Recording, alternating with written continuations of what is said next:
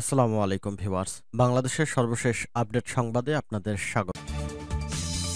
জানিয়ে দেব হাতে থাকা সর্বশেষ আপডেট বাংলা সংবাদ। প্রথমেই সংবাদ শিরোনাম, রাষ্ট্রপতির সঙ্গে সেনাপ্রধানের সাক্ষাৎ। এরপর জানিয়ে দেব গণভবন নিয়ে আন্দাবিল রহমান পার্থের প্রস্তাব। এদিকে প্রত্যাহার হওয়া ২৫ জেলায় নতুন ডিসি। আরও জানিয়ে দেব শতকোটির বাগানবাড়ি ঘুষ নেন জিয়া। সর্বশেষ জানিয়ে দেব পুলিশ হেফাজত থেকে যুবলীগ নেতার পলায়ন, ওসি সহ ৩ জন প্রত্যাহার। এতক্ষণ শুনছিলেন সংবাদ শিরোনাম, এবারে বিস্তারিত। তবে অনুরোধ থাকবে ভিডিওটিতে একটি লাইক করবেন এবং কমেন্ট করে জানিয়ে দিবেন কোন জেলা থেকে আপনি আমাদের এই ভিডিওটি দেখছেন। রাষ্ট্রপতির সঙ্গে সেনাপ্রধানের সাক্ষাৎ। সেনাবাহিনী প্রধান জেনারেল ওয়াকারুজ্জামান রাষ্ট্রপতি মোহাম্মদ শাহাবুদ্দিনের সঙ্গে সাক্ষাৎ করেছেন। সোমবার ৯ সেপ্টেম্বর দুপুরে বঙ্গভবনে গিয়ে সেনাপ্রধান এ সাক্ষাৎ করেন। সাক্ষাৎকালে সেনাপ্রধান জেনারেল ওয়াকারুজ্জামান সেনাবাহিনীর সার্বিক কার্যক্রম সম্পর্কে রাষ্ট্রপতিকে অবহিত করেন। এছাড়া তিনি দেশব্যাপী আইন শৃঙ্খলা ও শান্তিপূর্ণ পরিস্থিতি বজায় রাখতে সেনাবাহিনীর কার্যক্রমও তুলে ধরেন। রাষ্ট্রপতি দেশের সার্বিক আইন শৃঙ্খলা পরিস্থিতি রক্ষা ও জনগণের জানমালের নিরাপত্তা প্রদানে সেনাবাহিনীর ভূমিকার প্রশংসা করেন।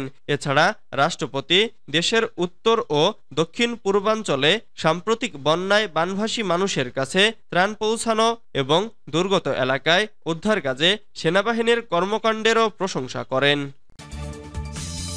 গণভবন নিয়ে আন্দাবিল রহমান পার্থের প্রস্তাব। সম্প্রতি গণভবনকে জুলাই অভ্যুত্থানের স্মৃতি জাদুঘর হিসেবে রূপান্তরের ঘোষণা দেয় অন্তর্বর্তী সরকার। তবে গণভবনকে জাদুঘরে রূপান্তরের পাশাপাশি অন্য প্রস্তাবও দিয়েছেন বাংলাদেশ জাতীয় পার্টির চেয়ারম্যান আন্দাবিল রহমান পার্থ। সোমবার ৯ সেপ্টেম্বর বেলা ১১টার পর নিজের ভেরিফাইড ফেসবুক পেজ থেকে এক পোস্টে এ প্রস্তাব তুলে ধরেন পার্থ। তিনি লেখেন, গণভবন যেহেতু ১৫ একরের বিশাল জায়গা নিয়ে বিস্তৃত, সেহেতু গণভবনকে জাদুঘরের পাশাপাশি যদি আবাসন প্রকল্প করে শহীদদের পরিবারকে দেয়া হয়, আর আহতদের কিংবা গুরুতর আহতদের সুচিকিৎসার পাশাপাশি যদি যোগ্যতা অনুসারে সরকারি চাকরি দেয়া যায়, তাহলে আমার ধারণা ওনাদের উপকার হতো। ইতিহাস বলে যারা আত্মত্যাগ করে তাদের আমরা স্মরণ করি, কিন্তু মূল্যায়ন করার জায়গায় মনোযোগী হই না। ইমোশন ভালো, তবে ইমোশনের সাথে পুনর্বাসন বেশি ভালো।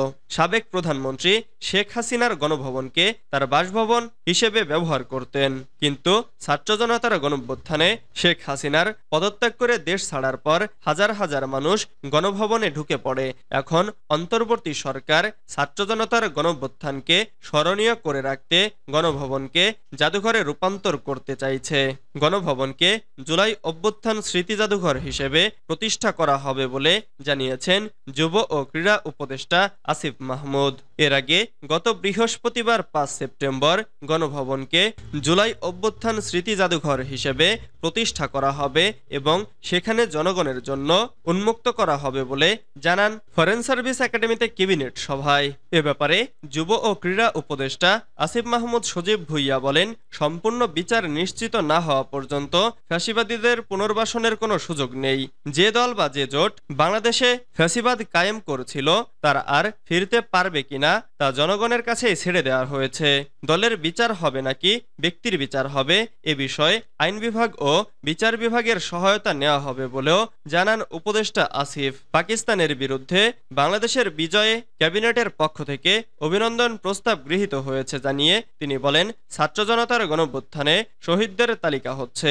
প্রধান উপদেষ্টা অধ্যাপক ডক্টর মোহাম্মদ ইউনূস শহীদ পরিবারের সদস্যদের সঙ্গে নিয়ে সম্মেলন করবেন, আর আহতদের লং টার্ম চিকিৎসার ব্যবস্থাও সরকার নেবে।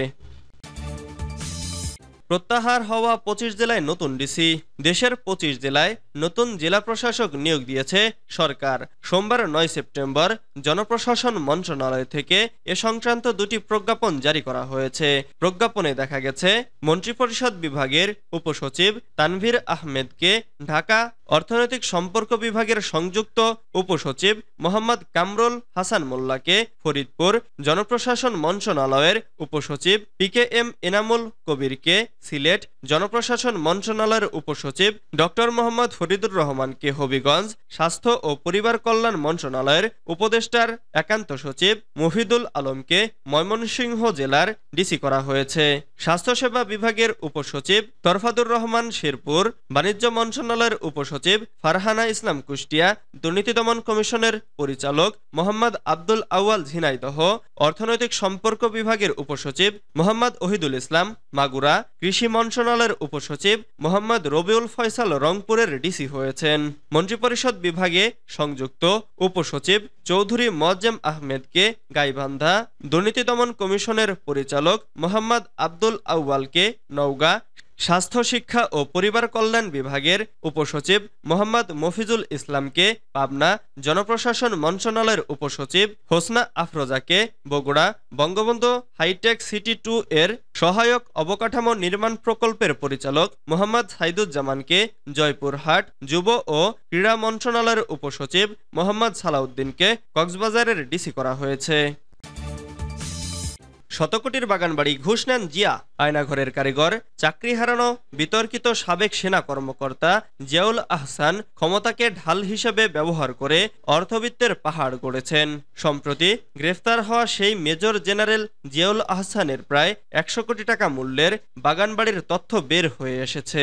নারায়ণগঞ্জ জেলার রূপগঞ্জ থানার কায়েতপাড়া ইউনিয়নে প্রায় ১০ বিঘা জমির ওপর তিনি নির্মাণ করেছেন দৃষ্টিনন্দন বাগানবাড়ি।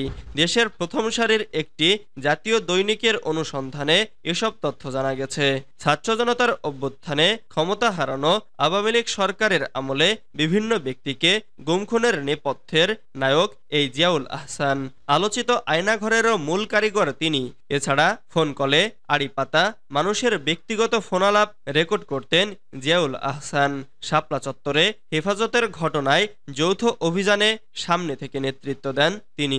গত ৭ আগস্ট গ্রেফতার হয়ে বর্তমানে জেলে আছেন শেখ হাসিনা সরকারের প্রভাবশালী এই সামরিক কর্মকর্তা।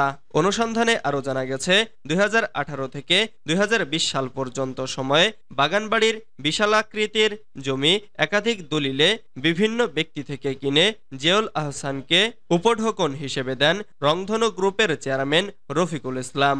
জমিগুলোর মালিকানা হস্তান্তরের বিভিন্ন স্তরে রফিকুল ইসলাম অথবা তার পরিবারের সদস্যদের সংশ্লিষ্টতা পাওয়া গেছে।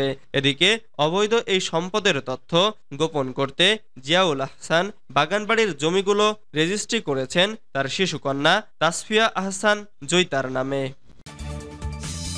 পুলিশ হেফাজত থেকে যুবলীগ নেতার পালায়ন, ওসিসহ ৩ জন প্রত্যাহার। চট্টগ্রামের লোহাগাড়ায় সাইফুল ইসলাম নামের এক যুবলীগ নেতা পুলিশ হেফাজত থেকে পালিয়ে গেছেন। তিনি লোহাগাড়ার কলাউজান বলিপাড়া গ্রামের নজির আহমেদের ছেলে।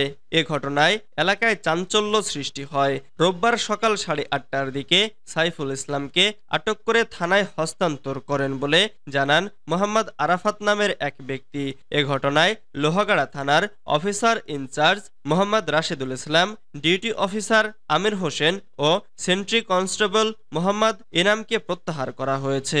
জানা যায় স্থানীয় আরাফাত, জসিম ও মুফিজ যুবলীগ নেতা সাইফুলকে রোববার সকালে উপজেলা পশ্চিম কলাউজান বাংলাবাজার বাহাদুরপাড়া আব্দুল আলেমের বাড়ি থেকে ধরে ওসির সাথে কথা বলে থানায় ডিউটি অফিসারের কাছে হস্তান্তর করেন। তাকে ডিউটি অফিসারের রুমে বসিয়ে রাখা হয়। সেখান থেকে তিনি পালিয়ে যায়।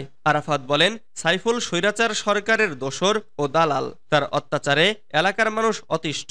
তার বিরুদ্ধে একাধিক মামলা ও ওয়ারেন্ট রয়েছে। আমরা ধরে পুলিশের কাছে হস্তান্তর করি। থানা থেকে পুলিশের সহযোগিতায় সাইফুল পালিয়েছে।